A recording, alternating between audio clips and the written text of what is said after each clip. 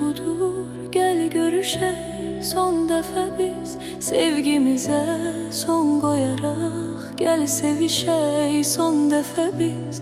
Qəlbimizi, sevgimizi dəfn eləyək oradaca da.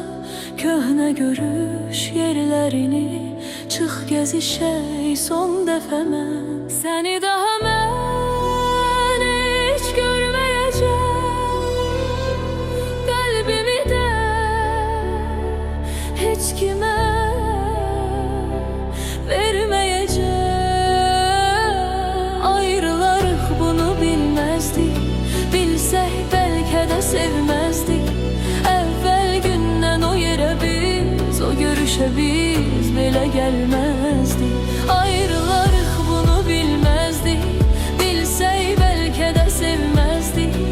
Əvvəl gündən o yerə biz, o görüşə biz belə gəlməzdik.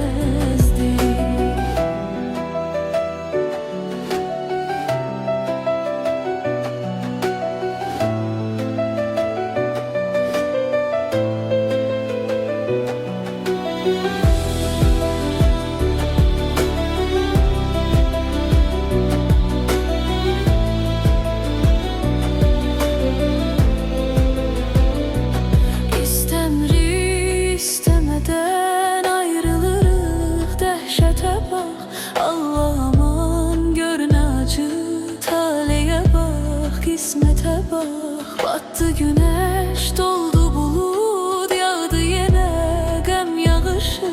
Döydü bizim pəncərəni, hicrana bax, həsrətə bax. Səni daha mən heç görməyəcəm, qəlbimi də heç kimə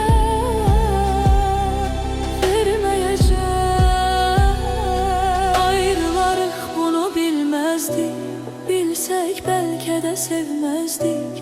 Əvvəl gündən o yerə biz, o görüşə biz belə gəlməzdik. Ayrılarıq